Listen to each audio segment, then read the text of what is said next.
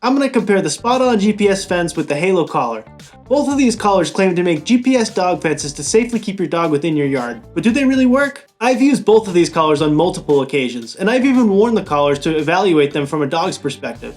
And yes, the results have been shocking. In this comparison, I'll talk about setting up and using the fences, I'll share the results of my field testing, and I'll talk about the other benefits that these collars have to offer to pet owners. My hope is that by the time we're done here, you'll know with confidence which of these GPS collars is the better choice for your pup. But I'm a loose cannon, and I'm going to tell you right now that if you want a GPS dog fence that reliably holds the boundary lines, then you're going to want the SpotOn. The Halo collar certainly has its place, but if you're going to use it as a GPS dog fence, then I'd take heed to one major caveat. And we'll get to that in just a bit here. Whether you choose the SpotOn or the Halo collar for your pup, make sure to use my links in the description of this video to get the best deal that I'm currently aware of. Right now I have an exclusive SpotOn coupon code for our viewers, and I'll always keep those links up to date. Alright, let's do this. We'll start with setting up the fences.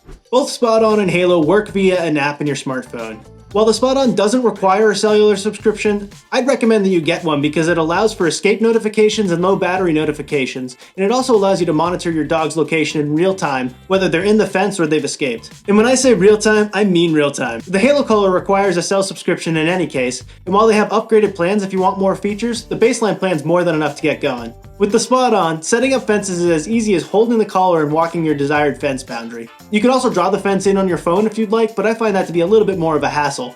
With the Halo collar, the only option is to draw the fence boundaries in on your phone, which is definitely fine, but I find it's a little bit more work to set a precise boundary.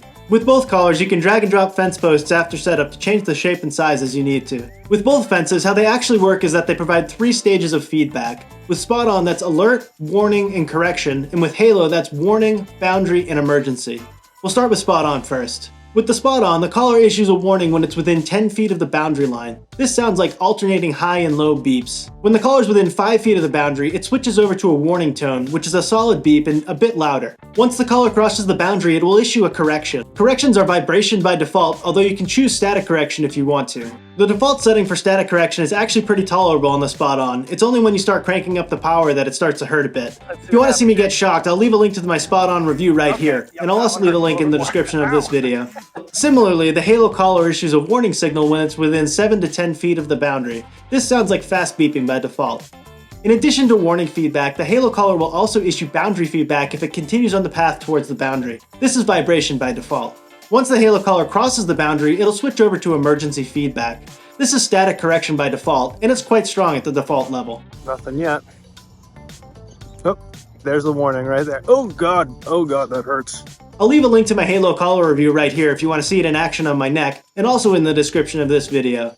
So the logic is pretty similar between the SpotOn and the Halo collar, though it's interesting that by default, the SpotOn uses vibration for correction, and the Halo collar uses fairly strong static correction. So how do these collars perform in the field? It doesn't matter if it's a beautiful sunny day or nasty winter weather in Boston, the SpotOn just works every single time. It's incredibly consistent with where the collar issues alerts, warnings, and corrections. There's no ambiguity whatsoever. With the Halo collar, my experience has always been that the location is a bit jumpy and slow to update. Even when I'm safely within the boundaries of the fence, there are often large discrepancies between where the app thinks I'm standing and where I'm actually standing. What's even more troubling is that it isn't consistent with where the collar starts responding to the boundaries. In many cases, I've been way outside the boundaries before the collar started issuing feedback. Nothing's happening. Nothing's happening. And the worst part is, this means it can start shocking your dog without issuing any warnings whatsoever. This is exactly what happened to me when I was testing it in my Halo collar review. I'll leave a link to that video right here and also in the description if you want to check it out. Maybe there are scenarios where the Halo collar performs better than this, but I haven't seen it, even on clear and sunny days just 7 miles from downtown Boston. And when I test it side by side with the SpotOn, it's no contest. I have a video of that test coming out soon, so keep an eye out right here on this channel if you're interested. So while the GPS and the SpotOn far outperforms the Halo, I don't think that means you can't use the Halo as a boundary training tool.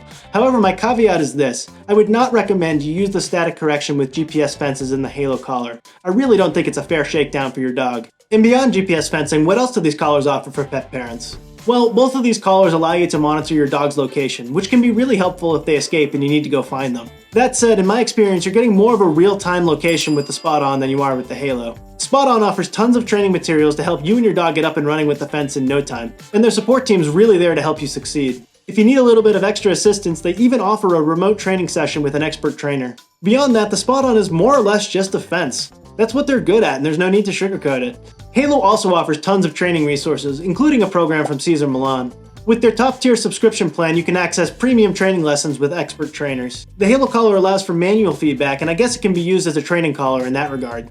The Halo collar also comes with an indoor beacon so you can set up keep-out zones in your home, and they do have some other beacons that you can buy separately if you'd like. And of course, the Halo is quite a bit cheaper than the SpotOn, at least on the initial cost. To me, the answer is clear. If you're looking for a reliable GPS dog fence, then the SpotOn is without a doubt the way to go. I'll leave my review of the SpotOn playing right here. But whether you choose the SpotOn or the Halo for your pup, remember to use my links in the description of this video to get the best deal that I'm currently aware of. I'll always keep those links up to date. Best of luck finding a GPS dog fence, and until next time, dog lovers, keep those tails wagging.